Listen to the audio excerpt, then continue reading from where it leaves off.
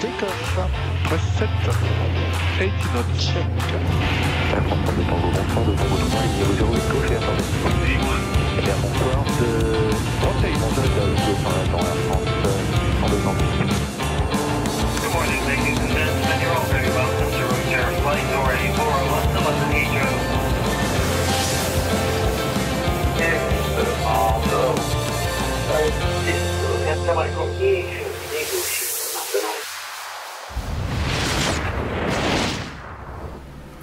Bonsoir à toutes et tous, bienvenue, il est 20h30 local. Bonjour à tous.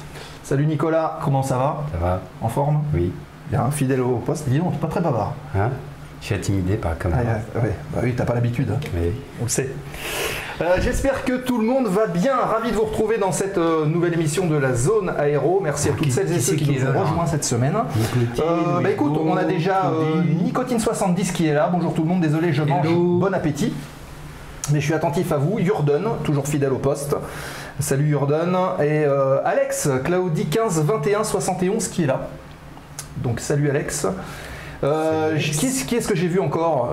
Grazy Beats, notre ami Michael qui est connecté. Glac 49, Vince, salut Vince, Vince MLMP qui est là, Yann, voilà, il y a du monde qui se connecte. Ouais, donc Tom Cruise, Yann Solo. Pas encore, il va falloir attendre un petit peu, il y a le décalage horaire. Je voulais faire quoi? Bien, écoutez les amis, on va démarrer sans plus attendre. Je vois qu'il y a Ayamut aussi qui vient d'arriver. Salut Mut, bienvenue. Je tiens à remercier les nouveaux follow de cette semaine, dont un certain nombre viennent de la communauté de la simulation. Donc soyez les bienvenus. Merci d'avoir rejoint la Zone Aéro. Vous allez voir, on n'est pas tellement dans le monde de la simu, quoique on en parlera prochainement. Et tu vois, sans transition, pour annoncer le programme des semaines qui viennent. Le programme du mois d'août du mois de juillet, pardon, est en cours de bouclage. C'est parce que ça me passe par la tête, ceux du simul. Oui. Est-ce qu'il y en a parmi vous qui ont des cockpits d'avions de ligne? Ah bah c'est une bonne question. À la limite, vous ceux pouvez qui sont en ligne, est-ce qu'il y en a qui ont fait un cockpit d'avion de ligne chez eux? C'est impressionnant, j'ai vu ça un peu sur Facebook. Après, il faut voir la place. Ah oui, c'est sûr qu'il faut voir la place. Pour faire ça, ouais, mais à la limite, même s'ils ont des photos, ils peuvent les mettre sur le Discord. Ouais, et ça me donne l'occasion de vous partager le lien qui s'affiche d'ailleurs dans le truc. Ouais. Ouais, on parlera de la simulation et des avantages de la simulation par rapport à l'aviation. Quand je vois certains cockpits là sur internet, il y a des trucs qui sont pas mal. Travailler sérieusement. C'est sûr. Voilà, il y a encore des gens qui se connectent, donc c'est cool. Alors, le programme du mois de juillet, il est en cours de bouclage, il sera publié incessamment sous peu. Notamment pour la fin du mois, parce qu'il vous reste encore avec Michael, ici présent. Voilà, faut que vous voyez un petit peu comment vous vous calez. Et ensuite, on publiera le truc. On est tous les trois partis à droite à gauche au même moment, donc voilà. Il y a de la logistique à faire. On va essayer de goupiller quelque chose. Ceci étant dit, retenez deux dates. La première date, c'est la semaine prochaine, puisqu'on sera le 6 juillet. Et le 6 juillet, nous aurons le plaisir d'accueillir en visio une nouvelle association qui s'est lancée. J'ai eu confirmation hier. L'association s'appelle Blue Jag et vous avez peut-être entendu parler de e-sport, donc les fameux championnats, on va dire, de jeux vidéo quelque part, parce que l'e-sport c'est ça au départ. E-sport, le i d'électronique, le e-sport.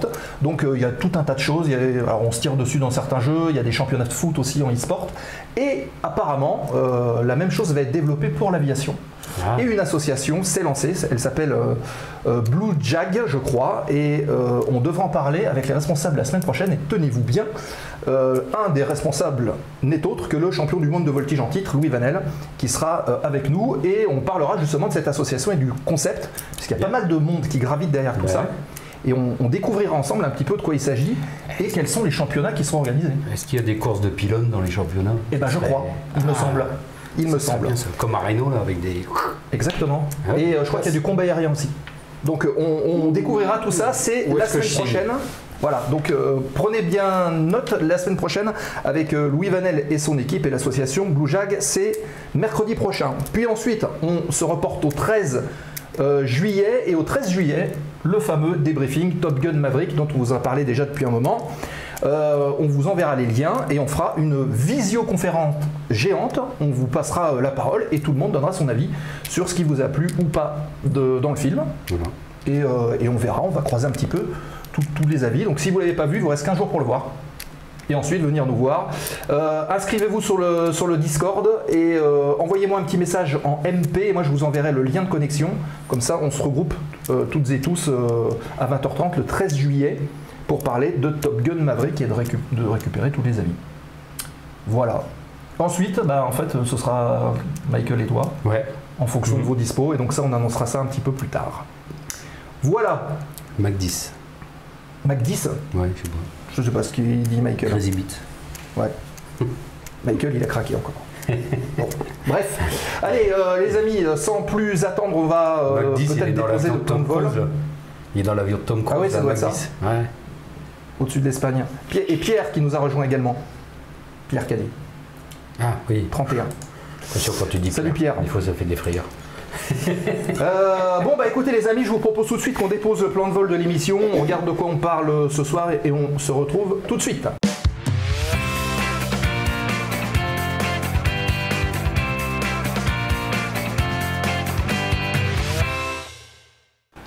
Et le sommaire de l'émission qui s'affiche, hop, ici là. Voilà. Donc ce soir, une petite actualité du terminal. On va parler actu, comme d'habitude, on ne change rien. Et ensuite, un petit chapitre sur les formations. On avait déjà parlé un peu des formations de pilotes. Là, on va rentrer un petit peu plus dans le concret avec les différents types de formations, pro, pas pro, privé, pas privé. Combien ça coûte? Ouais, on avait déjà vu ça, à peu près combien ça coûtait. Oui, mais on va regarder un peu plus comment c'est séquencé. Faire une professionnelle. Exactement. Voilà. On retrouvera donc Agnès qui viendra tout à l'heure nous faire un petit descriptif de ce qu'il vous faut. Si vous souhaitez démarrer une carrière de professionnel, ou même si vous désirez démarrer une carrière d'occupation, de pilote de loisirs, vous voulez emmener votre famille en balade, aucun problème. On va vous donner toutes les astuces et les meilleurs conseils pour que ça se passe du mieux possible. Et donc que ça vous coûte le moins cher possible. C'est plutôt pas mal. Voilà, salut Aviateur 59 qui vient de nous rejoindre. Quoi d'autre? Séquence remise de gaz à la fin. Donc toutes vos questions, si vous avez des questions, n'hésitez pas à les poser. Encore une fois, on est là pour répondre à toutes les questions. Il n'y a pas de questions idiotes. Il n'y a que des idiots qui posent des questions. Qui ne posent pas leurs questions. Donc allez-y, posez-les sans problème. Et Denis qui est avec nous. Salut Denis. Salut. Sois le bienvenu. Voilà, on lance la première séquence. Enfin oui, la séquence actualité du terminal, si vous êtes d'accord. Ok.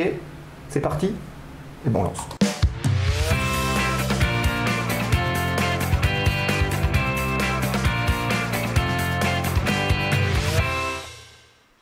Et la séquence actualité du terminal qui démarre, on en a parlé un petit peu la semaine dernière, on en reparle aujourd'hui. Vous savez, la semaine dernière on a parlé de la sécurité civile qui était un petit peu sur les dents, notamment aussi à cause du début de saison qui était assez intense. Là sur la route j'en ai vu 5 ou 6 qui rentraient là. Ça a brûlé beaucoup du côté du sud, vers Perpignan là-bas. Apparemment il y avait un gros truc là-bas.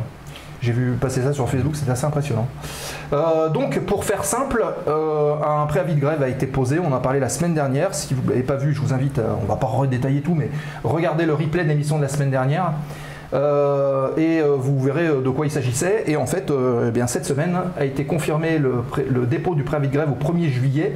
Donc voilà, la Sécu civile avion et hélico aussi je crois va rentrer en grève à partir du 1er juillet. Il y aura quand même des permanences qui vont être assurées. Donc voilà, mais c'est quand même utile de le voir. Donc des revendications qui devront être prises en compte et entendues en haut lieu. Je pense que c'est un peu comme les pompiers quand ils ont un devoir de travail. Moi le truc qui me scotche le plus, c'est que c'est un métier qui n'est pas classé comme métier à risque. On passe avec un plein d'essence au-dessus du feu. Bon. Oui, faut aller voir comme tu disais, la stèle qui est à l'entrée de la sécurité civile. Entre autres. Il y a quand même pas mal de noms. J'ai souvenir quand j'étais gamin qu'il y avait un Canadair qui s'était écrasé derrière chez moi en Ardèche. C'est pas rien. C'est pas à risque quand on les voit frôler la cime des arbres et puis. C'est sûr. Et souvent, salut à Jean Cavalère. Bienvenue Jean. Souvent il y a du relief. Ouais. Basse altitude, c'est pas trop. Du vent. Des ascendances, etc. Donc voilà, solidarité dit Pierre Cadéi, tout à fait d'accord. Allez, on enchaîne avec les championnats de France de voltige qui ont eu lieu sur l'aérodrome de Blois. Donc les championnats de France 2022 qui qui ont pu se clôturer il n'y a pas très longtemps. Vous voyez une petite photo là, on voit quelques avions, donc le nouvel avion de Haut-de-le-Mordant. Ah, c'est ça, j'ai vu un podium tout à l'heure. Et ben c'est sûrement ça. Ah ouais. Donc on va vous donner rapidement, vous les avez peut-être déjà vu les résultats. On commence avec le classement général Unlimited et la victoire du collègue de Benny qui était avec nous la semaine dernière, Florent Audon de l'équipe de voltige de l'armée de l'air qui remporte donc la médaille d'or devant notre invité de la semaine prochaine, Louis Vanel, qui sera là sur son Extra 330 SC et en troisième place, c'est le champion de l'année dernière, Alexandre Orlovski dit Popov, qui remporte cette troisième place. Et à noter que elle est où? Elle est ici. Je crois qu'il y a Alice Gavet qui est la première féminine qui se classe 10e. Voilà. Elle est ici, 10e. Ah oui. J'avais vu ça. Sur Extra. Voilà donc pour 330. Voilà pour le monoplace Unlimited. Ensuite, en excellence, on a Sylvain 6 qui remporte la médaille d'or devant Marc de Cachard et Frédéric Combaner, donc qui prend la médaille de bronze. Donc ça c'est en excellence et vous voyez les podiums qui s'affichent devant vous. En bas à gauche donc la catégorie élite et les féminines en bas à droite avec le classement qui s'affiche ici en advanced. Vladimir Gras qui remporte donc la médaille d'or devant Tommy Douillard et son Extra 330 SC et Jérémy Renard sur Cap 232 qui prend la médaille de bronze. Et à noter que la championne de France, c'est Fanny Viaillard sur un Extra 300 SC et Fanny qu'on aura peut-être dans la zone aéro prochainement pour parler justement championnat, voltige aérienne, préparation et ce genre de choses. D'autant plus qu'elle est en plus dans une carrière aéro, donc ça peut être intéressant. Voilà. Ok. Je crois que j'ai fini la petite rubrique actu. Les résultats, vous pouvez les retrouver sur le site de la FFA. Ouais, on a vu les... Il y a les petits liens en dessous, les de toute façon, tout ça. Donc, si vous voulez en connaître un petit peu plus, et puis je pense qu'on aura l'occasion de reparler voltige, que ce soit avec Fanny, que ce soit avec Louis, sans problème, un de ces jours. Si pas d'intervention, pas de questions dans le chat, je vous propose qu'on enchaîne sur la séquence du jour, à savoir, vous voulez devenir pilote ? Et bien ça tombe bien, oui. Vous êtes au bon endroit. On va tout vous expliquer avec Agnès dans un instant. Le temps de lancer donc la petite rubrique rencontre avec, ou embarquement avec, et puis on se retrouve. Voilà. C'est parti ? À tout de suite.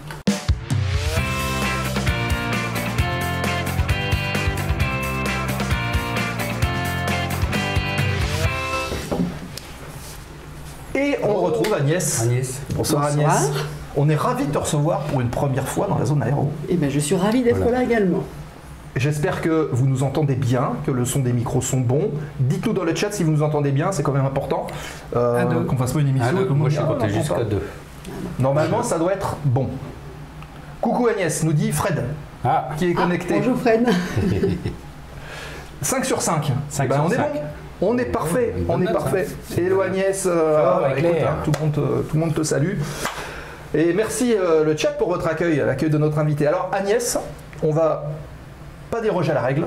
Nos invités, on va faire une petite présentation. Toujours aussi belle et élégante. Qui est-ce qui disait ? C'est Denis. Denis qui est là. Merci. Oh Agnès.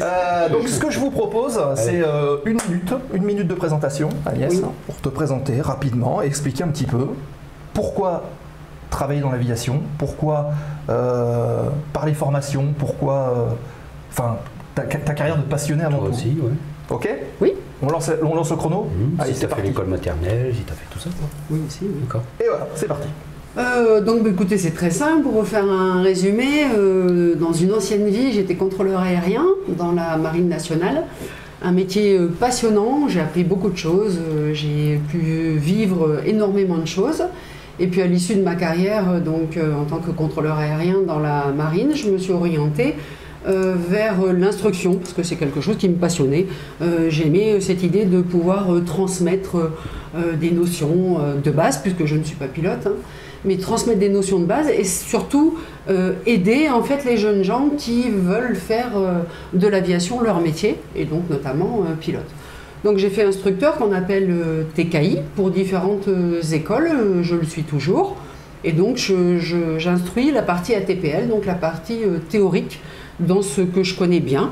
Donc ce qui est la réglementation, les communications, in English in the text of course, et puis tout ce qui est également un petit peu procédure d'aviation commerciale.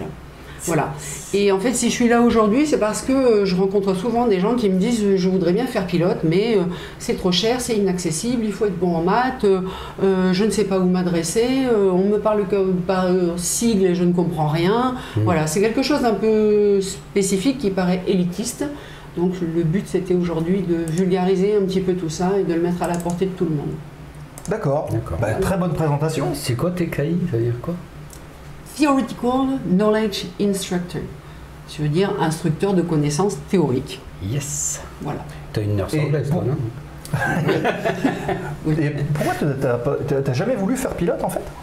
Non, ça m'a peut-être tenté à une époque et puis finalement non, j'adorais mon métier de contrôleur aérien, j'adorais ça, donc non, j'ai continué dans cette branche-là. Au sol? Oui, au sol, en faisant des vols. Hein. Je fais énormément de vols, je continue à voler parce que je considère aussi qu'on ne peut instruire quelque chose que si l'on voit ce qui se passe de l'autre côté. Oui, bien sûr. Voilà. Bien sûr. Donc Grésibit qui dit coucou Agnès, Urden, bonjour, merci pour votre présence. Salut Ryouk31, hello à tous. Toc toc toc. Alors on va commencer de noter les questions. Si vous avez des questions, on les met de côté et puis on va les dérouler ensuite comme on fait d'habitude au fur et à mesure, sans souci. Donc n'hésitez pas à poser vos questions, même en temps réel. Hein, vous posez la question, moi je la mets de côté et il n'y a pas de problème. Juste une petite chose, le petit host, si vous ne l'avez pas encore fait, cliquez sur le lien, comme ça vous relayez le stream, ça passe sur vos pages et nous ça nous aide aussi à diffuser l'émission, à ce que tout le monde nous rejoigne encore plus nombreux, donc allez-y, cliquez sur lazoneaero.streaming.lv là, vous partagez et on se retrouve tout de suite, c'est immédiat. Voilà, ok, donc ça, ceci étant dit, on va commencer. Allez. On commence par quoi? Allez hop, je la gaz ici. Hop, on va remettre au début et on va mettre l'incruste. Alors Agnès, voilà. Quel est le chemin pour devenir pilote? Alors, ce que je vous propose ce soir, c'est de dissocier un petit peu la voie pilote de loisirs, ce qui s'affiche devant vous, et la voie pilote professionnelle, même si quelque part il peut y avoir un petit lien. Donc sur cette page, le PPL c'est un pilote privé, le LAPL sensiblement la même chose, mais je dirais que la formation est plus rapide et facile, mais ne permet que de voler sur de très petits avions, ce qui en général est l'objectif même pour un PPL. Donc pour le pilote de loisirs, comme le disait Sébastien tout à l'heure, l'objectif c'est d'aller survoler la campagne, aller déjeuner à droite, à gauche, en famille, entre amis, donc ça reste du loisir. Adressez-vous à un aéroclub, ils sont tous, en fait ils forment tous à ce PPL, le Private Pilot License. En gros, vous allez faire 45 heures de vol de formation avec un instructeur sur un avion dédié. Et ensuite, bien, à vous les vols de loisirs. Voilà. Le PPL, je pense que vous en avez déjà parlé. L'objectif, c'est ça, c'est vraiment le loisir. D'accord. Donc apprendre à piloter une machine finalement. C'est ça. Et ensuite se balader et puis en sécurité. En toute sécurité, oui, c'est pour ça qu'est faite la formation. Il y a un petit peu de théorie et puis il y a 45 heures avec un instructeur autour de l'aérodrome dans un premier temps et puis après de plus en plus loin. Et puis après sans l'instructeur, il sera avec vous quand même, mais depuis le sol, pas contact radio, au cas où si vous arrivez quelque chose. C'est un petit peu comme ça que ça se passe. Et dans un aéroclub, c'est un peu fonction de vous. Vous choisissez avec votre instructeur si vous voulez le faire plus ou moins rapidement en fonction de vos disponibilités pour ceux qui ont un métier ou plus rapidement pour ceux qui voudraient atteindre ce niveau pour éventuellement après continuer sur une voie professionnelle. Donc en fait c'est un prérequis. C'est peut-être ça que tu voulais demander comme question, non? Non. En fait il faut passer par le PPL pour pouvoir derrière envisager d'être pro. Pas du tout. Pas du tout. Non, pas du tout. Il y a deux filières, c'est ça? Voilà, pour être pro, il y a deux filières. La filière où vous allez commencer par le PPL et vous ferez la suite de la formation à votre rythme, en fonction de votre emploi du temps et ou de vos finances. Et puis, il y a une filière plus académique où là, vous faites tout d'un seul tenant en 2 ans. Voilà, c'est-à-dire que vous partez de 0 heure de vol, hein, c'est possible, et au bout de 2 ans, eh bien, vous avez une licence de pilote de ligne. Quoi, et c'est donc au bout de 45 heures, on passe l'examen. Oui, il y a un examen au bout de 45 heures. D'accord. Le pilote, plus ou moins, si on est bon, c'est bien. Alors plus ou moins, bien sûr, hein, mais comme dans tout apprentissage, il y a des gens qui réussissent très bien du premier coup, il y en a d'autres à qui il faudra peut-être 5 ou 10 heures de plus. Bon, il ne faut pas le voir comme une pénalité, hein, pas du tout. Au contraire, il faut le voir côté sécurité. Voilà, on préfère à la limite... C'est de l'expérience, quoi. Voilà, que certaines personnes aient un peu plus d'expérience pour être plus à l'aise et voler en toute sécurité après. Et là, tu disais, donc, commencer de 0 heure de vol, c'est en aéroclub aussi? Non, ça c'est dans une école, alors ça se fait dans une école approuvée donc, par le ministère, par la DGAC. Et là, le cursus est complètement différent. Juste pour finir sur le PPL, ça c'est pareil, c'est quelque chose qui est accessible dès l'âge de 17 ans. Mais on peut le commencer bien avant. C'est-à-dire que 17 ans, il faudra 17 ans pour passer l'examen quand vous aurez ces 45 heures ou un petit peu plus. Voilà. D'accord. Oui, donc rien n'empêche de démarrer avant et de faire ça un petit peu comme n'importe quel sport. Au même titre, je sais pas, que le foot, le tennis, tiens, on peut aller faire de l'avion en aéroclub. Oui, exactement. Le samedi, le mercredi, vous pouvez faire un petit peu d'avion. Il y a des gens qui passent un PPL sur 1 an et demi, pourquoi pas. L'objectif, c'est à 17 ans, vous pouvez passer l'examen si vous avez fait la formation avant. Peut-être même à plusieurs, parce que des fois on n'y pense pas, mais le fait de mutualiser aussi les leçons, ça peut être intéressant. Oui, tout à fait. Si vous êtes plusieurs, tiens, on va ensemble au même club. Et puis faire en fait de la place arrière pendant que l'autre est en instruction devant, c'est super formateur. Oui, parce qu'en plus quand on est derrière, c'est vrai que je dis ça d'expérience, quand je vole avec des stagiaires, quand on est derrière, on voit certaines choses qu'on ne voit pas, que le stagiaire devant ne voit pas. Voilà, parce que bon, il est occupé entre les communications, l'instructeur, les cartes, les procédures, la machine, le régime, etc. Voilà. Ouais, on se décharge en fait de la partie pilotage pour observer, retenir. Et puis, Si vous avez des questions particulières, encore une fois, sur le PPL, le LAPL ou ce dont on est en train de parler, posez-les sur le chat, les amis. Comme ça, au moins. Pour résumer, là, PPL et LAPL en aéroclub, on va dire? Oui, on peut le faire dans des écoles agréées, approuvées également, mais c'est moins leur cœur de métier. Le cœur de métier d'une école privée approuvée, professionnelle, c'est effectivement la licence de pilote professionnel. C'est vraiment le métier en fait. Oui. Voilà. D'accord. Tiens, Jean Cavalière, quel prix le PPL? Alors quel prix? Il faut vous renseigner dans les aéroclubs, comptez 45 heures de vol à, on va dire, 110, 120 € en ce moment, et puis ça a tendance à monter. Avec le prix du carburant, oui. Avec le prix du carburant, ça monte pas mal en ce moment, donc il suffit de multiplier le nombre d'heures. Les aéroclubs rajoutent ou pas un petit quelque chose pour la théorie de temps en temps, mais je ne peux pas vous donner de chiffre exact puisque chaque aéroclub en fait pratique un peu. Après, ça dépend de l'avion aussi. Et puis ça dépend de la machine. Un petit Jodel 112, à traîne queue, comme on dit, c'est de peut-être 90, et encore maintenant, non, ça doit être. Je pense que ça a monté un petit peu. 110. Après, si on choisit un Cessna 172, ça va être plus cher. Beaucoup plus cher. Un PA28. Voilà.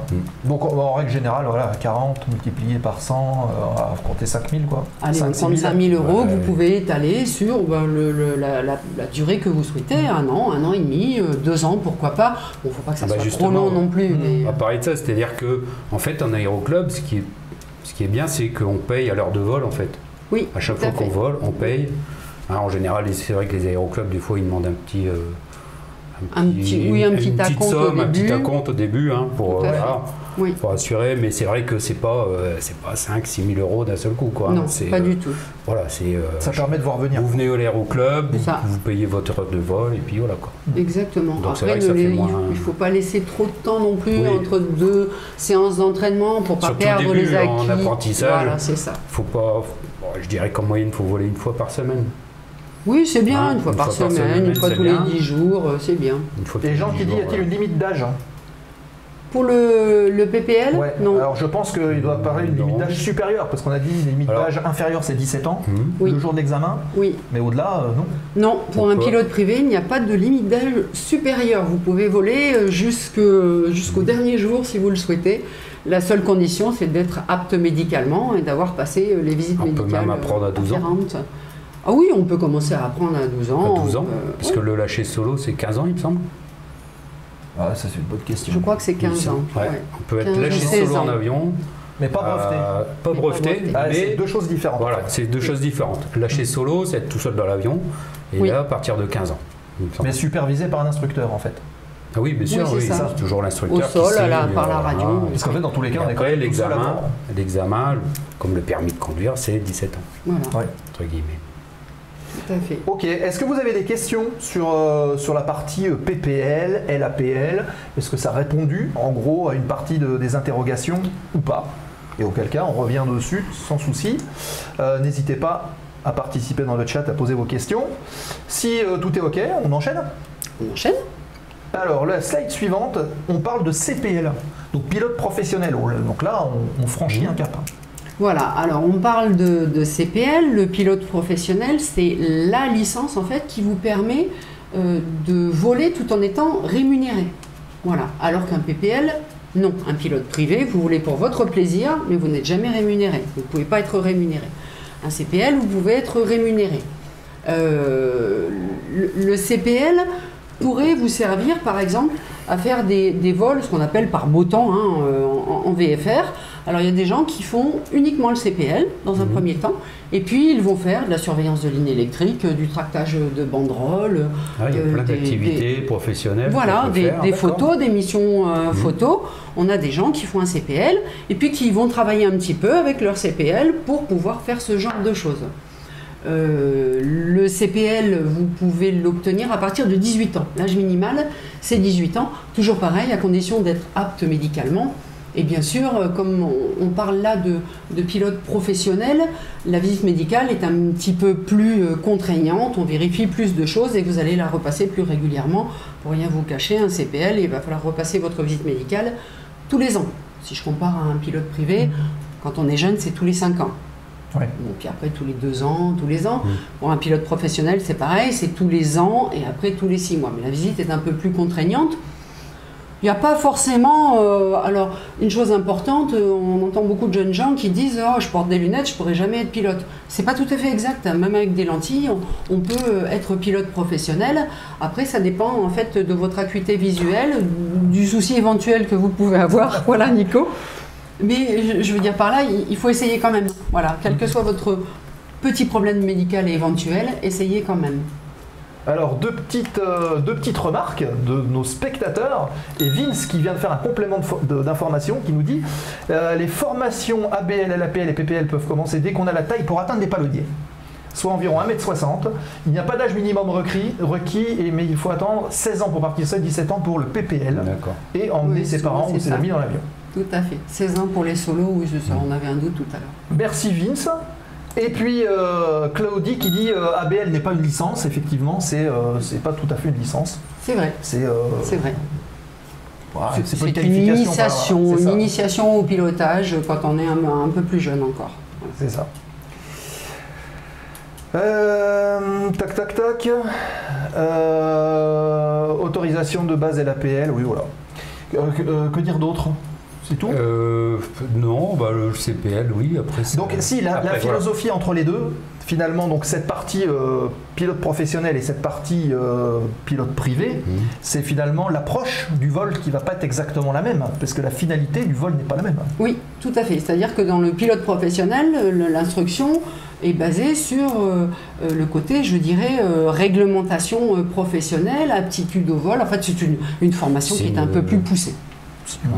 C'est une éducation. Oui. On éduque en fait le pilote à devenir professionnel. C'est ça. Avoir une rigueur, une certaine rigueur. Oui. Et on en vient donc à ce que... Oui, ça on en reparlera après parce que c'est très très important de savoir-être. C'est une éducation et puis se comporter correctement, exploiter au maximum la réglementation tout en la respectant, avec beaucoup de rigueur. Tout à fait. Sur certains textes, c'est 15 ans, donc ce n'est pas très clair. Voilà, donc ça c'est... à vérifier. Ouais, voilà.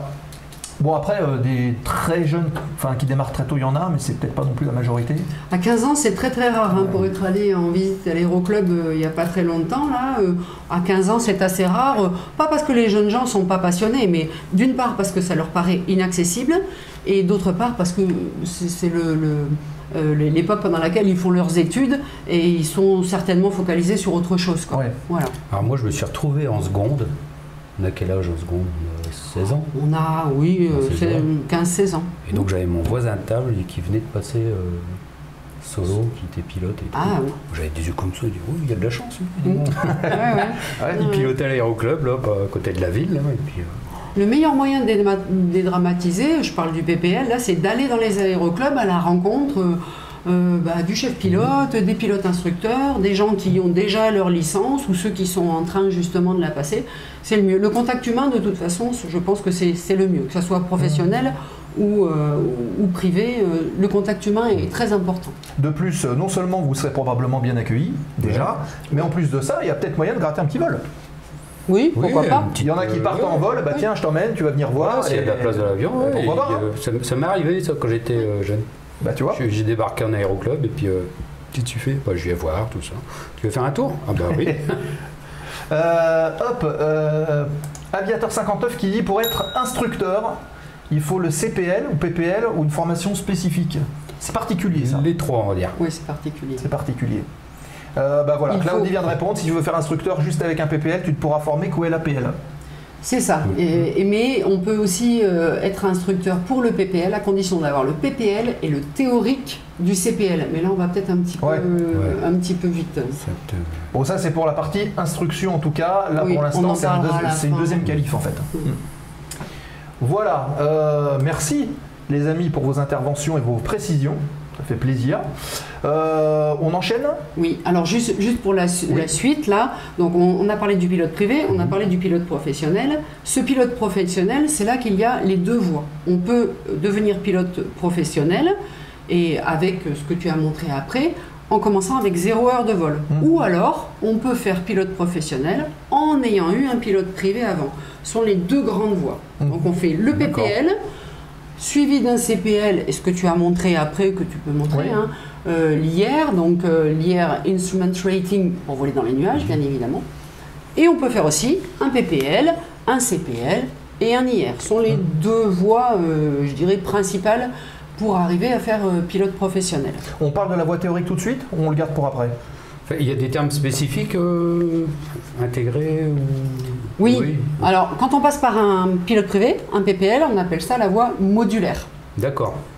Avant, je vais vous parler de ça puisqu'on fera les deux modulaires intégrés après. Donc l'IRME, c'est ce qui complète votre formation, qui permet de voler en gros dans les nuages par tout temps, ce qui est important quand on veut rejoindre une compagnie. Voilà, l'avion vole quelle que soit la météo ou pratiquement quelle que soit la météo. Les avions les plus modernes volent quelle que soit la météo, même avec un brouillard dense maintenant. Donc vous aurez besoin de ça pour, je dirais, parfaire votre formation.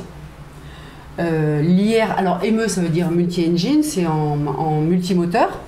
Dans l'IRME, il y a beaucoup de simulateurs, contrairement au CPL. Le CPL, il y a beaucoup de vrais vols, de mania, ce qu'on appelle la mania.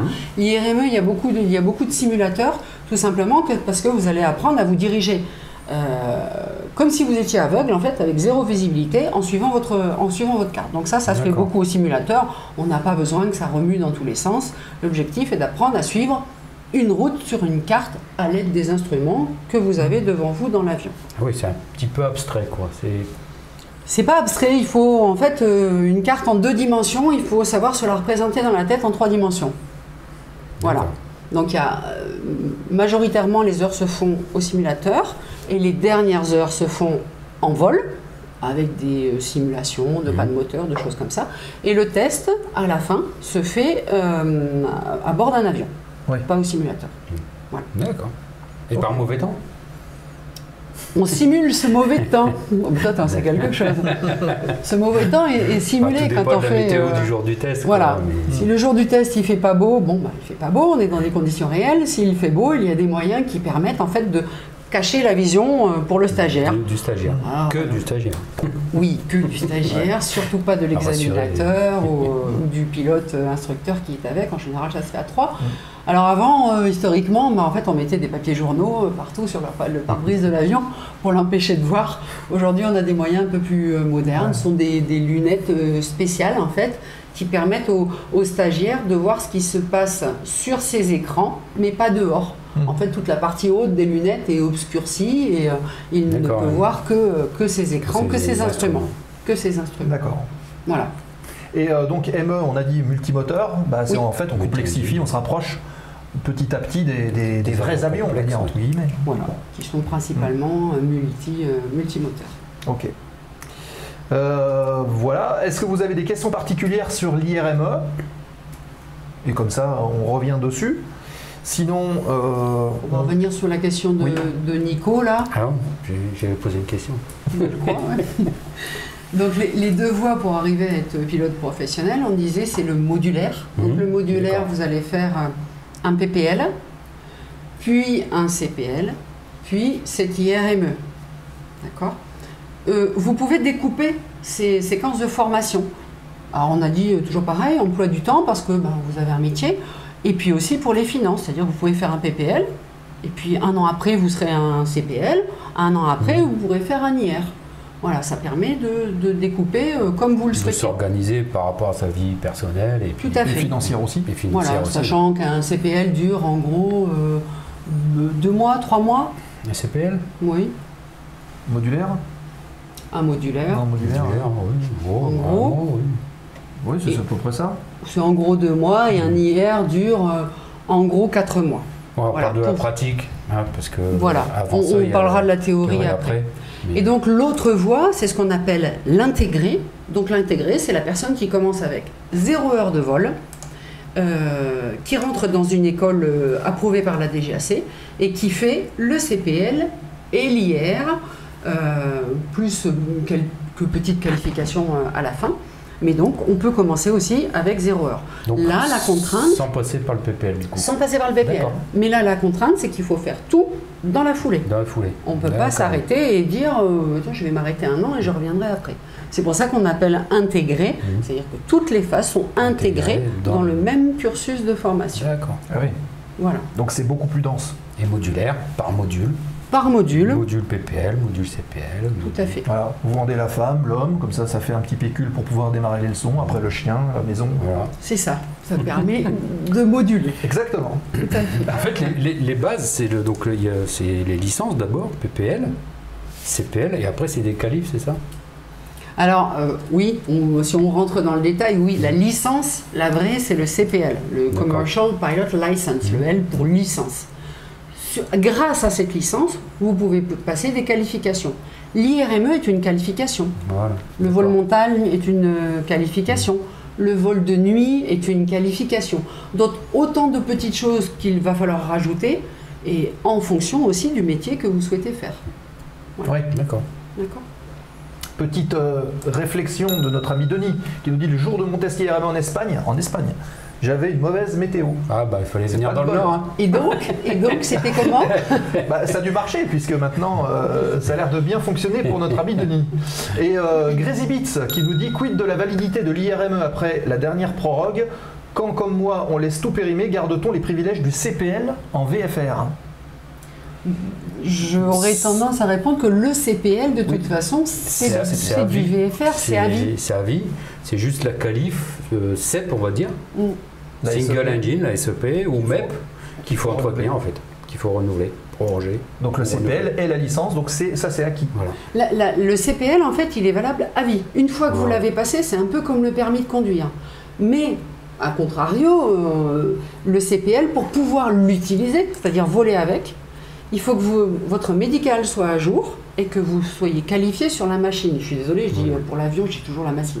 Mais qualifié sur l'avion, donc comme tu le disais, un single engine piston si c'est votre type d'avion, mais c'est ça. Mais le CPL, vous pouvez arrêter de voler pendant 10 ans, 20 ans si vous voulez, vous êtes toujours bénéficiaire de votre licence. Bon, il faudra un petit refresh en ayant bien sûr, mais vous êtes en gros propriétaire de votre licence à vie. Ouais. D'accord. Et si je peux répondre à la question, donc l'IRME, après la dernière prorogue, un IRME, on peut le laisser périmer si je puis dire. Normalement, il faut le revalider tous les ans, mais vous pouvez le laisser périmer, c'est un choix. Le maximum, c'est 7 ans. Il ne faut pas aller au-delà de 7 ans. Voilà, parce que si vous le laissez périmer plus de 7 ans, il faudra recommencer à 0. Mais vous pouvez le laisser périmer, au bout de 6 ans, dire bah, tiens, je vais le renouveler, puisqu'on appelle ça renouveler là, dans ce cas-là, mais avant les 7 ans. D'accord. Alors, petite question de Ryuk qui rebondit justement sur ce qu'on disait, sur le modulaire, l'intégré. Il dit le mieux, je pense, c'est un CPLME, CPLME, IRME, MCC, APS, tout en intégré, non. Bah, ça dépend. Ça dépend des gens, ça dépend... Non, oui, ça dépend des gens, dépend des finances, ça dépend... Si il y a les finances, autant tout faire d'un seul coup, quoi. Ouais, ça va dépendre des gens, en fait, et puis des attentes, quelque part. Voilà. On a des... Vous savez, il y a des jeunes gens qui viennent juste d'avoir le bac et qui décident d'être pilotes. Alors, les finances, peut-être on en parlera un petit peu après, mais... S'ils ont les finances, par un moyen ou par un autre dont on parlera tout à l'heure, s'ils ont les finances, eux, ce qu'ils veulent, c'est une formation accélérée, entre guillemets, donc 2 ans. Et au bout de 2 ans, ils peuvent prétendre postuler dans des compagnies, petites, grandes, moyennes, on en reparlera tout à l'heure. Mais il y a des gens qui, à 20 ans, oui, sont pilotes professionnels, pilotes de ligne. Toujours dans les petites réactions. Denis ça fait jeune, mais moi j'en ai connu une, 19 ans. C'était chaud le test dans les nuages. Donc apparemment... bah oui, en Espagne il fait chaud quand même. Ça t'a appris la vie, mon cher Denis. Alors, et puis, question de Jurden qui te dit, et ça se passe comment la reconnaissance à l'international, je suppose, donc ces fameuses licences? On va en parler maintenant, oui, pourquoi pas. Alors, la licence que vous passez dans une école approuvée en Europe, ouvre la voie vers une licence européenne. Donc que vous la passiez en France, en Italie, en Espagne, ce que vous voulez, vous allez avoir une licence européenne. Cette licence européenne vous permet d'aller travailler dans n'importe quelle compagnie européenne basée en Europe. Plus, puisque l'EASA, l'Europe c'est l'EASA, on l'appelle aussi l'agence. L'agence a des espèces de coopération avec d'autres pays à travers le monde. Je pense à la Côte d'Ivoire, par exemple, vous pouvez voler en Côte d'Ivoire avec votre licence européenne via ces coopérations entre l'EASA et la Côte d'Ivoire. Donc l'Europe sûre, plus certains autres pays. D'accord. Voilà. D'accord. Donc il y a d'autres pays dans le monde qui peuvent accepter les licences européennes, mais d'autres qui acceptent, on va dire par exemple, les licences américaines plus. Tout à fait. D'accord. Mais et d'autres pays qui acceptent les deux. Et d'autres pays qui acceptent les deux. Mais là encore, si on parle des États-Unis, on va parler des États-Unis, vous avez une licence européenne, vous voulez travailler aux États-Unis dans une compagnie américaine, vous n'avez pas besoin de refaire tout le cursus en fait. Ouais, c'est ça. Votre licence va être convertie, comme on dit, de licence européenne en licence américaine.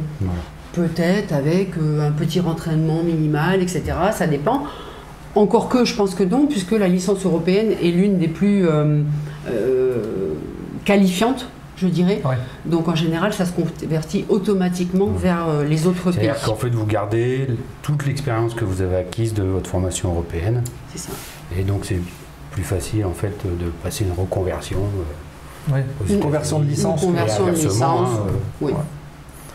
Okay. Inversement, c'est vrai qu'il y a eu des facilités. Là, dernièrement, il y a eu des accords entre les États-Unis et l'EASA.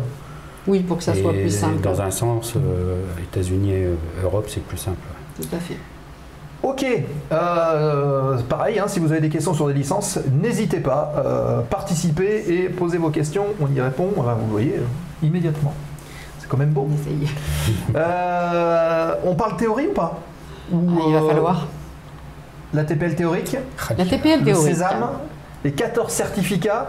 Alors, je pense que Sébastien n'a pas commencé par là pour ne pas vous effrayer. Non. Mais voilà. C'est que des gens motivés, de toute façon, dans le chat. Donc, avant de faire ce qu'on appelle le CPL et l'IR, donc qui sont des phases vol, il va falloir en passer par la théorie. Alors, la théorie... Mais au PPL aussi. Le PPL aussi, mais je dirais que le PPL, la théorie est plus légère. J'ai l'habitude de dire, le PPL représente en difficulté 5 à 10% de la TPL. Ouais. Voilà. Donc la TPL, on va pas se mentir, c'est un gros morceau, mais un gros morceau qui permet en fait de vous apprendre à travailler à intégrer des connaissances, à les assembler, à aller les rechercher quelque part dans votre cerveau quand vous en avez besoin. Donc l'ATPL théorique, c'est 14 certificats qui portent sur énormément de choses. Hélène a parlé de la météo, il y a un certificat de météo. Cédric, l'autre jour, nous a parlé de tout ce qui est cellules, systèmes, etc. C'est un autre certificat. Moi, ma partie, c'est le droit aérien, c'est un autre certificat. Il y a la navigation, les facteurs humains, très très importants, qui prennent une place de plus en plus importante dans l'aéronautique. Donc il y en a 14 en tout, sachant que le dernier, en fait, c'est le petit dernier, le récent, il s'appelle le 100 KSA. Le 100 KSA, en fait, c'est une évaluation sur votre comportement, entre guillemets. Et c'est là qu'on va parler du savoir-être. D'accord. C'est-à-dire ce que l'on souhaite, c'est qu'un pilote sache communiquer avec les autres, recevoir l'information, sache travailler, s'investisse, etc., etc. L'autocritique, savoir faire une autocritique. Exactement. Voilà. Et donc maintenant, les stagiaires à l'ATPL théorique sont évalués sur ce 100 KSA, en général via des exercices de groupe pour voir comment ils interagissent entre eux, ce qui donnera une image future de comment ils vont interagir avec leur capitaine ou avec leur copilote plus tard dans un cockpit. D'accord, c'est vrai que c'est tout nouveau ça. Et d'ailleurs c'est vrai qu'au recrutement, c'est de plus en plus en vogue, beaucoup de compagnies utilisent ces systèmes-là. Donc intégrer ça dans la formation, ça paraît quelque chose de tout à fait logique. Ils font des petits scénarios pour mettre les gens dans des situations, voir un peu comment ils réagissent. Et puis, les stagiaires, comment ils reçoivent ça en fait, sur les premiers retours qu'on a? Alors, je pense que quand un stagiaire, quand on lui explique bien l'objectif, c'est comme tout, quand on lui explique bien l'objectif, il ne voit pas ça du mauvais côté. Il se dit que c'est une aide, en fait, pour qu'il adapte son comportement à un comportement de pilote professionnel, et ça l'aidera aussi pour les sélections en compagnie. Donc, non, les stagiaires ne sont pas réfractaires à ce genre de choses. En plus, si on leur explique que l'ancienne méthode, c'était tout le monde pareil. Un ATPL théorique, un CPL et un IR. Finalement, tout le monde avait le bac et tout le monde était pareil. Sauf que le bac, en fait, il y a des mentions. Vous voyez? Donc, très bien, bien, etc. Et il y a des mentions, et c'est ces mentions-là qui, après le bac, permettent de continuer dans certaines écoles. D'accord. D'accord. Eh bien, maintenant, l'ATPL, c'est plus ou moins la même chose. Il y a une évaluation sur comme la façon dont s'est passée la formation, et c'est ce niveau en fait qui va déterminer aussi la future carrière. Donc cette, j'allais dire surveillance, mais c'est pas le mot, mais ce contrôle finalement. Ce contrôle de comportement, ça se fait pas dans. C'est pas un mot que j'aime, ça. J'aime pas non plus, mais on va dire cette évaluation. L'observation. C'est une observation. L'observation des gens, ça se fait sur toute la formation ATPL. Oui, le théorique et la pratique. Par exemple, si tu as des élèves qui arrivent régulièrement en retard, c'est pas bon. C'est ça. Pour le 100 KSA, c'est pas bon. C'est la mauvaise note, c'est pas la mention. Oui. Surtout qu'il faudra le dire après aux gens qui ont pris des billets. Ben oui, voilà. S'il y en a 150 qui ne sont pas contents, on sait dans quel sens ça penche. Donc bref, Denis qui nous dit, hop, on prend les petites interventions au fur et à mesure. Pour information, la licence EASA est très bien vue dans beaucoup de pays. Qui le confirme bien. Et Pierre qui nous dit l'ATPL test ultime pour vérifier l'état de la motivation à aller au bout. Oui, alors moi j'ai l'habitude de dire que l'ATPL théorique c'est la prépa des grandes études. C'est-à-dire ça dure 9 mois environ, allez, on va dire entre 8 et 10 mois en gros, et c'est 8 à 10 mois où il faut travailler beaucoup. Alors les gens me disent que c'est pas tout à fait comme une prépa maths physique, c'est un peu en dessous, mais il y a beaucoup de travail, d'organisation, de méthode, et ça permet de continuer plus loin. Et comme je le disais, de voir si le cerveau est capable d'encaisser la suite. Parce que vous êtes bien placé pour le savoir. Faut le CPL et l'IR. Il faut s'accrocher, mais voilà. Ça se passe. Hein. On met on va dire le côté mental au service de la pratique.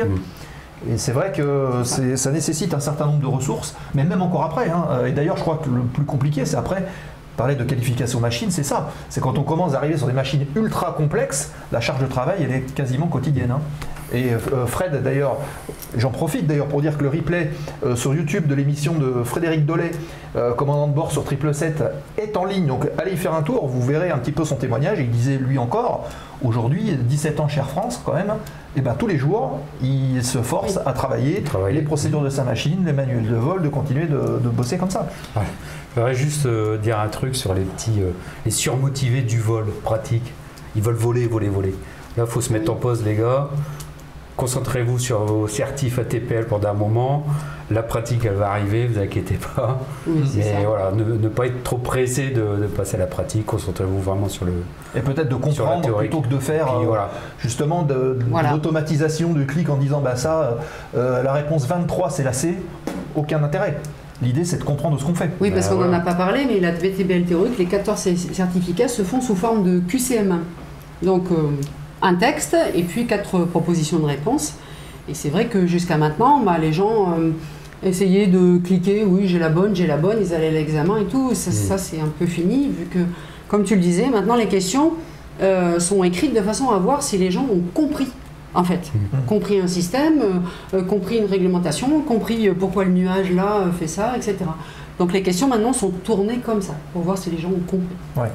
Et d'ailleurs, les questions, c'est pas une base de données basta, elles sont perpétuellement ça change, remises à niveau. Tout le temps. Voilà. D'accord. Et soyez contents parce qu'il fut une époque, c'était questions ouvertes. Oui, avant c'était des questions ouvertes. J'ai connu des copains, quand je suis arrivé dans le milieu, c'était questions ouvertes et là. Ok. Et puis il ne faut pas négliger aussi, ça c'est un point important, on a dit que ça durait 2 ans, en gros la formation pour ceux qui font un intégré, comme tu disais, quand les gens continuent leurs études après le bac, ça dure beaucoup plus que ça, quoi. Oui. Donc l'effort est sur la durée. Là, c'est intense, mais en 2 ans, vous êtes pilote professionnel. Oui, c'est ça. C'est ça. Merci à Joey222. Oui, coucou, Inforéa parlait de toi. Super. Merci à Thomas et sa chaîne Inforéa de nous faire de la pub. Ça nous fait très plaisir. Et Pierre qui nous dit hop, ne pas bachoter la TPL. Les sélections intègrent très souvent des questions ATPL, ne jamais le mettre au placard. Ouais. Très vrai, très vrai. Oui, exactement. Et surtout les instructeurs en pratique, ils vous posent des questions que vous avez vues en ATPL. Et c'est là qu'on arrive à vous coincer. Voilà, et ça, c'est très amusant. Qui ont cliqué, je suis un peu sadique là, non?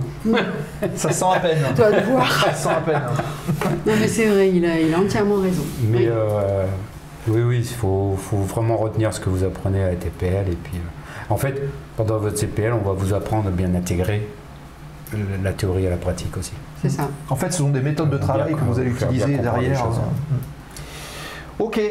On continue? On peut. Allez. Hop.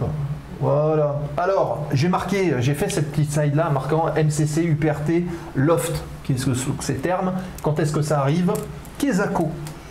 Alors, la MCC, c'est le travail en équipage, parce que c'est vrai qu'on ne l'a pas dit avant, mais quand vous allez faire votre formation CPL et IR, vous la faites en monopilote, donc comme si vous étiez tout seul à bord, avec un instructeur qui est à côté, qui au début vous guide, puis au fur et à mesure des vols, qui dit de moins en moins de choses, et qui après surveille juste ce que vous faites, puisque le but c'est que vous le fassiez tout seul. En fait, il gère l'avion tout seul, quoi.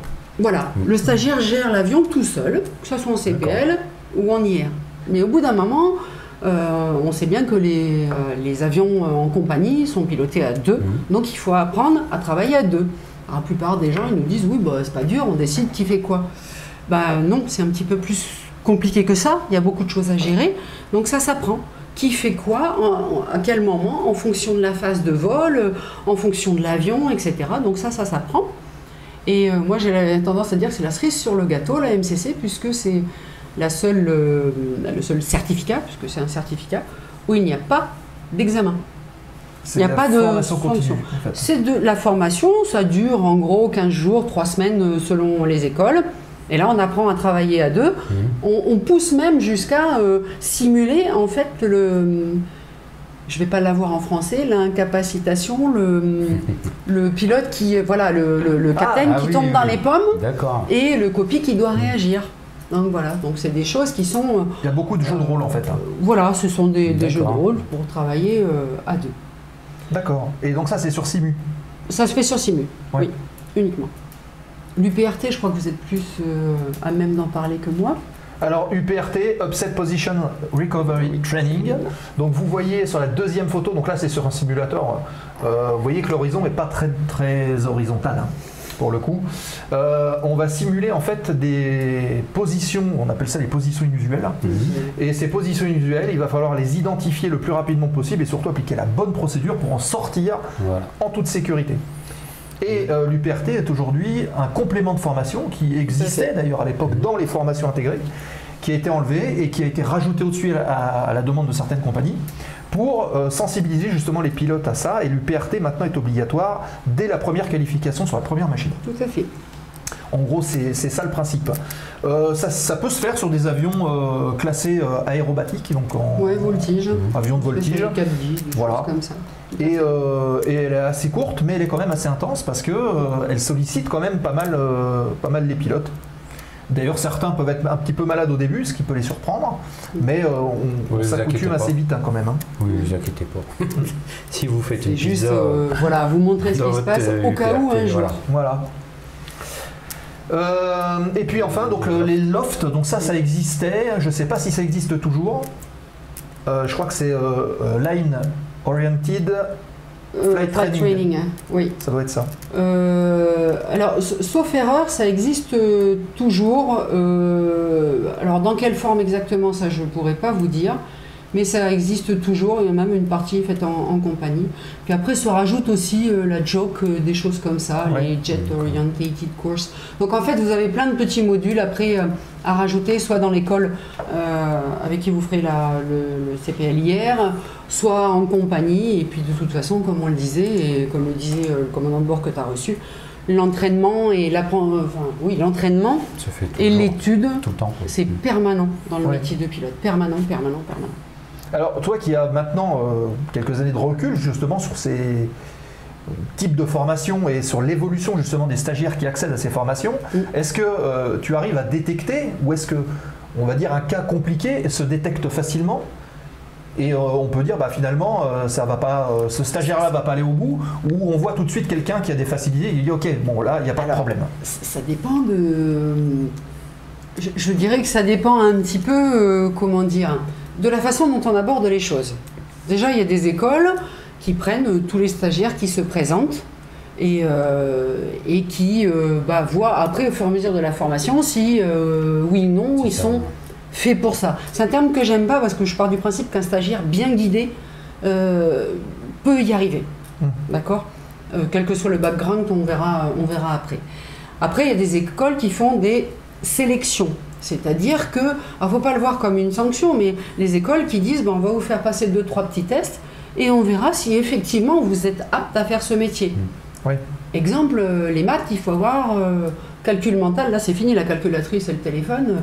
Le calcul mental, on est là, on est à telle vitesse, il nous faut combien de temps, c'est quelque chose qui doit se faire comme ça. Donc, c'est des petites choses qui sont évaluées par certaines écoles et c'est pas une sanction, c'est juste dire oui, on a évalué qu'effectivement, vous avez toutes vos chances. Oui. Voilà. Bon, après, c'est compliqué. Chaque école a un petit peu sa méthode. Voilà. D'accord. Ok.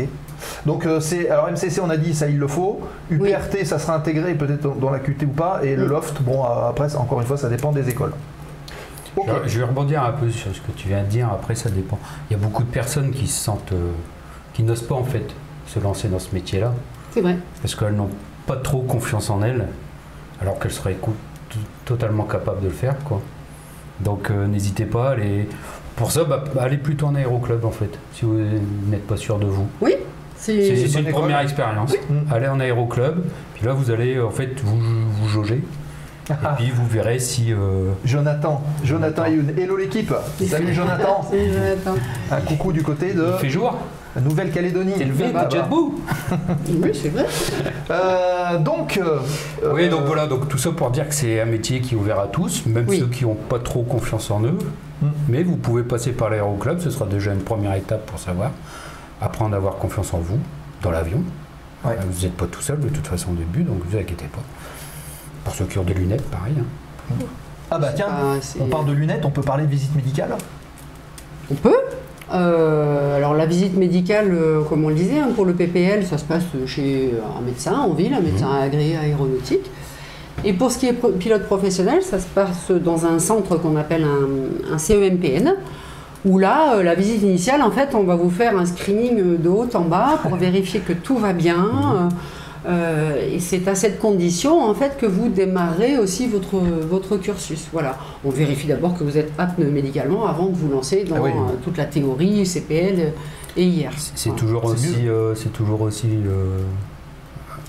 C'est strict. Enfin, le truc initial, oui. La visite initiale est toujours aussi... Elle est stricte, il vérifie beaucoup de choses.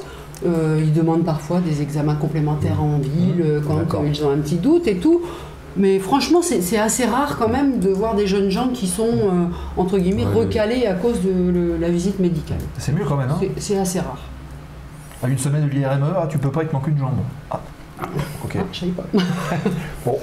Oui, mais c'est pas grave, hein. Il y a un as de l'aviation anglaise, là, Douglas Bader, il manquait les 2 jambes. Hein. Ah oui. Chef d'escadron, tout ça, héros de la Royal Air Force. Comme quoi. C'était une autre époque. C'est peut-être pas les mêmes avions que... Enfin bon, bref, c'est un autre débat. C'est un autre débat. J'en parlerai, c'est intéressant. Il y a des gens intéressants dans le passé. De quoi on n'a pas parlé encore? Alors juste pour rejoindre Nico, oui. Ne croyez pas que pour être pilote, il faut avoir un bac scientifique et avoir fait des prépas en maths et en physique, c'est pas vrai du tout. On a des gens qui ont fait qui sont allés jusqu'à un bac littéraire et qui sont aujourd'hui pilotes. C'est juste en fait une façon de faire travailler le cerveau. Donc moi, ça veut rien dire. Poisson, c'est passé. Tu vois? Eh ben, Bunny nous disait la semaine dernière que le présentateur actuel, Bubu, du Rafale Solo Display, a un bac littéraire. Il y a un bac littéraire. Tout à fait. Voilà. Et le bac n'est pas obligatoire. Un niveau bac suffit. Après, pour votre avenir personnel, moi je conseillerais de dire passer le bac, on ne sait jamais ce qui peut arriver derrière. Faire plaisir à maman le bac.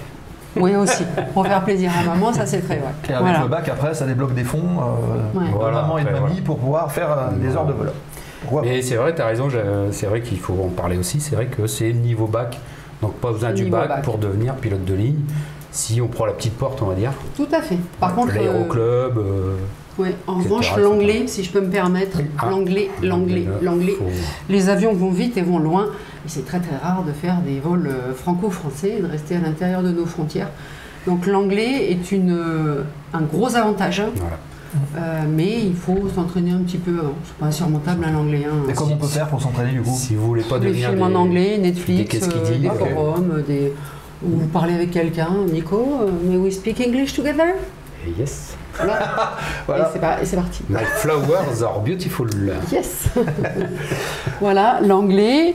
Et puis le reste, je crois qu'on a atteint... ouais, il me semble. Alors, j'avais noté 2-3 petites questions. Denis qui dit oui, l'anglais est primordial. Alors, c'est une petite synthèse. Je les ai posées ici comme ça, comme on en discute.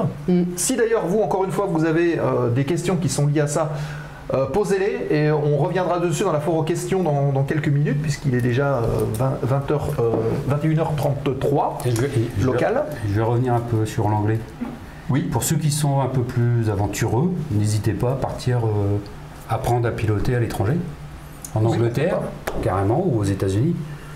Là vous baignerez directement dans l'anglais aéronautique et puis ça sera toujours un plus. Bien sûr. Bien sûr. Voilà. Tout à fait. Excuse-moi, je t'ai coupé. Ah non, mais très bien. Donc voilà les quelques questions que j'avais notées. Les conseils pour les formations, on en a parlé un petit peu déjà. Les pièges à éviter, justement. Dans quel piège on peut tomber si on va avoir une école, on ne sait rien. Est-ce que je risque quelque chose ou pas? Avec la ligne suivante, que vérifier avant de signer un contrat? Comment assurer au mieux sa formation et comment se préparer avant de rentrer en formation si on décide de franchir le Alors, la dernière question pour moi, elle est très simple. Comment se préparer avant la rentrée? Il n'y a pas de préparation spécifique, à part l'anglais, comme tu disais. Oui, savoir arriver à l'heure, savoir se présenter, etc. Mais il n'y a pas de préparation spécifique. Les pièges à éviter et que vérifier avant de signer le contrat. Les contrats qu'on va vous présenter dans les écoles ou même dans les aéroclubs, en gros, ils se ressemblent tous. Après, ce que vous devez vérifier, c'est ce que cela inclut. Par exemple, les frais d'examen, les fournitures de documentation, le casque pour aller dans l'avion, etc., etc.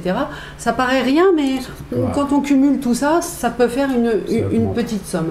Et pour éviter les pièges, moi le meilleur conseil, c'est toujours d'aller dans l'école ou l'aéroclub et de discuter avec les élèves pilotes dans les aéroclubs ou les stagiaires dans les écoles, mais de discuter avec eux tout seul, sans les instructeurs, sans l'administration, sans personne.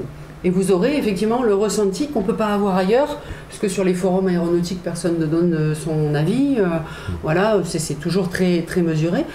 Allez à la rencontre des gens, allez à la rencontre des stagiaires, c'est le mieux. Discutez et vous aurez les points forts et les points faibles de toutes les écoles, de tous les aéroclubs. Pas hésiter à demander des détails. Oui, des détails sur les devis. Les devis. Voilà. Ne pas hésiter à arrêter les gens quand on va vous parler avec des sigles, parce qu'on est les champions du monde des sigles dans l'aéronautique. Donc voilà, c'est surtout ça. Peut-être aussi une petite méfiance sur les écoles ou les structures qui pourraient vous dire allez, maintenant il faut signer tout de suite parce que j'ai une promo, parce qu'il y a ci, parce qu'il y a ça, payez l'intégralité de vos formations, vous faites 10%. Attention à ça aussi. Oui. Alors, quand c'est une formation intégrée, donc là, on paye la formation complète? Non, pas du tout. Dans la plupart des écoles, ça peut arriver, c'est arrivé. Mais normalement, une école digne de ce nom, professionnelle en aéronautique, fera payer ses stagiaires petit à petit. Par exemple, la théorie au début, ce qui représente en gros 12-14 000 euros pour les 9 premiers mois, puis un petit peu tous les mois ou tous les 2 mois, en fonction de l'évolution de la formation en vol. Voilà. Je pense que c'est important, il faut le voir comme ça. Voilà. C'est une sécurité? C'est une sécurité, pour les finances c'est quand même beaucoup mieux. Oui. Après, je ne veux pas non plus être méchant, mais il y a des personnes qui peuvent commencer une formation intégrée, puis finalement pas aller jusqu'au bout, quoi. Oui. Donc effectivement, là aussi, il faut aller voir une école où vous payez petit à petit, comme Agnès vient de vous l'expliquer. Comme ça, si vous voulez arrêter ou s'il se passe quoi que ce soit. Après, si vous entrez dans une école de manière modulaire, vous avez passé votre PPL en aéroclub, vous allez dans une école modulaire, là vous payez en fonction des modules. On paye le CPL quand on fait le CPL. Une fois le CPL terminé, l'IR, et puis le MCC derrière, etc. quoi. Ouais. Chaque chose en son temps. Et renseignez-vous aussi sur les réputations aussi des écoles. Comme ça, au moins, ça vous permet d'avoir une idée un petit peu plus claire et de se méfier. Enfin, c'est comme dans tous les milieux, peut-être des marchands de tapis. Vous n'allez pas payer vos patates que vous allez venir chercher la semaine prochaine. Hein. Oui, c'est ça. C'est ça, exactement. C'est ça. Voilà, donc que vérifier, ça on en a parlé, comment assurer au mieux sa formation, ça c'est peut-être sur l'assiduité. L'assiduité pendant les cours, l'engagement aussi qu'on met au service de sa formation, parce que tu faisais une réflexion très juste tout à l'heure, c'est quand on fait ça, on ne peut pas aller travailler au McDo à côté ou faire ce genre de choses. Oui, à part être hyper active comme personne. Voilà, il faut se concentrer dans sa formation. Mais alors, il va falloir mettre des priorités en place. C'est-à-dire que quand vous venez pour un vol, vous devez être concentré dans votre vol. Si vous avez des soucis avec votre boulot, vous allez ruiner l'heure de vol qui va suivre. Hein. Si vous voulez le lendemain matin, boîte de nuit jusqu'à 4h du mat, pas une bonne idée. Est-ce qu'on peut adapter par exemple quelqu'un qui est comme moi, dit Jonathan. Sans commentaire. Jonathan, sans commentaire. Est-ce que quelqu'un qui veut prendre son temps peut voler un jour sur deux, par exemple, peut choisir de voler un jour sur deux? Je suis certain qu'ils trouveront une école pour le faire, mais pédagogiquement et pour la formation, je ne suis pas sûr que ça soit la meilleure solution, quoi. Après, à voir, il faut se renseigner. Voilà, il faut se renseigner. Après, si c'est une question de financement, on n'en a pas parlé, mais les finances, c'est sûr, c'est une somme. En gros, il faut compter 75-80 000 euros en faisant un modulaire, donc en passant par le PPL, et 100 000, voire un peu plus maintenant avec le prix du carburant, quand on fait un intégré. Donc ça représente une somme. Pareil, j'ai l'habitude de dire, c'est une somme, mais quand on compare à certaines grandes écoles, on atteint ces sommes-là, sauf que c'est sur 5 ans. Nous, c'est sur 2 ans. Les financements, renseignez-vous. Certaines banques font des prêts à taux zéro, avec remboursement différé le jour où vous trouvez votre premier emploi. FONGECIF, donc les aides de l'État. Conversion aussi. Des bourses, et la fédération qui offre des bourses de temps en temps. Voilà, il faut fouiller, il faut creuser, il faut se renseigner. Il y a des formations au CPF aussi. qui commencent d'arriver, où certaines qualifications peuvent être payées aussi. avec des CPF. Tout à fait. Donc ça peut être intéressant. Alors attention aux arnaques CPF aussi. Bon, ça c'est un autre débat. Et voilà. Oui, certaines écoles qui sont agréées CPF là, et qui font des formations de FE, flight examinateur, instructeur, mais même je crois des CC peuvent être financés en CPF. Hein. Oui. Donc il y a des choses. Vous pouvez vous renseigner là-dessus. Même Pôle emploi finance certaines formations. Ouais. Je reviens sur le FONGICIF. Faites attention parce que le FONGICIF n'est pas pour tous les domaines de boulot, quoi. C'est-à-dire que moi j'étais plutôt dans l'audiovisuel, donc je me suis adressé au FONGICIF parce que j'ai plein de copains qui avaient le FONGICIF. Et en fait, moi dans l'audiovisuel à l'époque, ça dépendait pas du FONGICIF. Ça dépendait d'un autre organisme. Et du coup, j'ai eu moins de sous. Ah, ouais. Donc faites attention en fonction de là où vous travaillez, ce que vous faites comme travail, de l'organisme qui peut vous financer votre formation. Ouais. Ok, bah écoutez, on a fait à peu près le tour de ce qu'on voulait dire. Moi, ce que je vous propose de faire, c'est de lancer la dernière séquence de l'émission, à savoir la séquence remise de gaz. Foire aux questions. Si vous avez quelques dernières petites questions, posez-les dans le chat et on les aborde immédiatement. Donc on lance la séquence et on attend vos dernières questions pour ces 5 petites dernières minutes d'émission.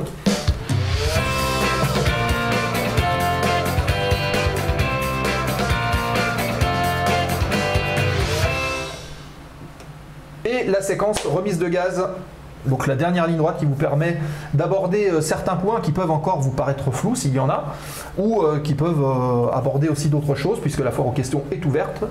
Elle traite du sujet du jour, mais pas que, de tout ce qui peut graviter autour de l'émission. Le temps pour moi de faire un petit rappel sur les subs. Merci aux gens qui sont contributeurs de la chaîne, donc qui prennent un abonnement, et ça se passe ici, en dessous, là, sous le petit picto abonnement. Si vous prenez un abonnement, un sub, ou si vous convertissez votre abonnement Amazon Prime gratuitement en abonnement pour la chaîne, bah vous soutenez la chaîne et vous nous aidez à continuer à développer le contenu, donc n'hésitez pas à le faire. L'abonnement dure 30 jours, ça vaut 3 €, c'est pas énorme, mais tout cumulé, nous ça nous aide beaucoup à mettre en place tout ce que vous voyez ici autour, à accueillir dignement nos invités. Tout à fait. Vous avez vu qu'on n'a pas bu de bière aujourd'hui, on a bu de l'eau. Donc cette émission est à moindre frais. Mais merci à vous de nous aider à contribuer à ça. N'hésitez pas à le faire et à prendre vos subs et à apparaître en bas là. Hop, c'est ici là, voilà, dans la petite zone en dessous là. N'hésitez pas à prendre vos abos et à faire monter les 2 petites barres qui sont au bout de l'écran. Ça nous fera un grand plaisir. Et faites-le gratuitement avec vos abonnements Prime aussi. Voilà, est-ce qu'il y a des petites questions encore à aborder ou pas? Ou est-ce qu'on a fait le tour et que tout est clair pour vous? Oui ou non? Dites-le nous. Et puis, s'il n'y a pas d'autres questions, moi je vous propose qu'on se libère. Si on peut dire. Il n'y a pas de questions là? Il y aura sûrement quelqu'un qui a une question à poser, non? Ou alors c'est parce qu'ils savent que c'est sushi ce soir, ils veulent nous libérer tout de suite. C'est possible. C'est sushi ce soir les gars. C'est possible. En attendant, le mot de la fin quand même, si vous souhaitez être pilote, ne lâchez rien. C'est abordable. Et il y a des gens, je pense à quelqu'un qui est là ce soir et qui est Jonathan, même quand on a des difficultés énormes, si vous lâchez pas, vous y arriverez. Voilà. Ouais. Et bravo Jonathan. Ça vaut le coup de s'accrocher, c'est clair. Et Denis aussi, Denis qui fait du monde. Combien de fois je vois sur Facebook des élèves que j'ai eus ou que j'ai croisés qui mettent en photo leur cockpit, ils prennent une photo de leur cockpit, ah mon nouveau bureau, ça vaut le coup, tout ça. Et combien de fois aussi j'ai déjà entendu sur des fréquences alors que j'étais en train de faire de l'instruction, d'anciens élèves qui passaient dans leur avion de ligne au-dessus, qui basculaient sur la fréquence du terrain pour dire oh les gars qui faisaient un coucou à l'école sur la fréquence de la tour là, et puis qui disaient bon les gars accrochez-vous parce qu'ils savaient qu'il y avait des élèves qui étaient dans les avions, accrochez-vous, ça vaut le coup, c'était très sympa. C'est sympa ça. C'est sympa. Jonathan qui dit voilà, j'ai posé toutes les questions à Agnès déjà. Et la persévérance, c'est ça, c'est le mot, la persévérance. Exactement ça. Bien, écoutez, j'espère qu'on a pu répondre à un petit peu l'ensemble de vos questions. N'oubliez pas que cette émission sera en replay là, tout à l'heure, d'ici un petit moment, pendant 14 jours sur la plateforme Twitch. Et après, à partir de mercredi prochain, elle sera en replay sur la chaîne YouTube. D'ailleurs, dès ce soir, sur la chaîne YouTube, il y aura l'émission de la semaine dernière avec Bunny qui sera visionnable. Et Voilà. puis moi, j'étais là aussi. Ben oui. Je me fais ma pub, hein, non, ils vont pas déconner. Ah oui, mais alors tu fais bien d'en parler. Les amis, grande nouvelle. Dans la zone aéro, prochainement, Nico, on va retrouver notre ami Nico qui vient d'investir. Et on le retrouvera dans son coin qui s'appellera la zone aéro maquette. Hein? Ah bon? Bah, c'est celui qui ne sait pas. Il Et fait la pression. voilà, donc les amateurs de modélisme, Oui, vous aurez voilà, toutes je vais les- faire quelques vidéos, Voilà, il y aura avec pas mal de quelques choses. explications, et puis voilà. donc ça devrait être Si vous super. avez des questions hein, techniques au niveau maquette, là, je vois Seb ici et Emile. Hein. Oui, ça c'est la surprise pour le 13. Voilà, pour le 13. C'est la surprise pour le 13. Voilà, donc on lancera ça. Voilà, n'hésitez pas, si vous, même sans forcément attendre le début de l'émission, si vous avez oui, des bien sûr. questions d'ici là. Et voilà, ça va Ouais, amener hein, du contenu et je réponds. une nouvelle ligne. Ah, bah, voilà, trop bien. Ah, bah, ça, c'est un maquettiste qui parle. Hein. Voilà, parfait. Petit rappel donc. Pas mal, voilà, il y a un rafale qui va la poussière, ça sera en live ou sur YouTube, bah, ça sera sur la chaîne Jordan. Voilà, c'est-à-dire que je prévois de faire des vidéos que je commenterai après en direct pendant l'émission. Ben voilà, Voilà. comme ça il y aura Parce tout que un tas de questions à poser.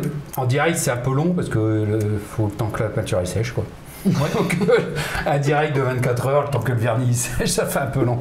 Mais ça peut être intéressant, non, mais de monter une maquette étape par étape par exemple. oui, voilà. Une heure par-ci, une heure par-là, ça peut être sympa. Voilà. Voilà. Cool, j'en ai une affaire. Eh ben, c'est très bien. Donc, rappel, semaine prochaine, on rencontre l'association Goujag avec Louis Vanel qui sera présent en ligne.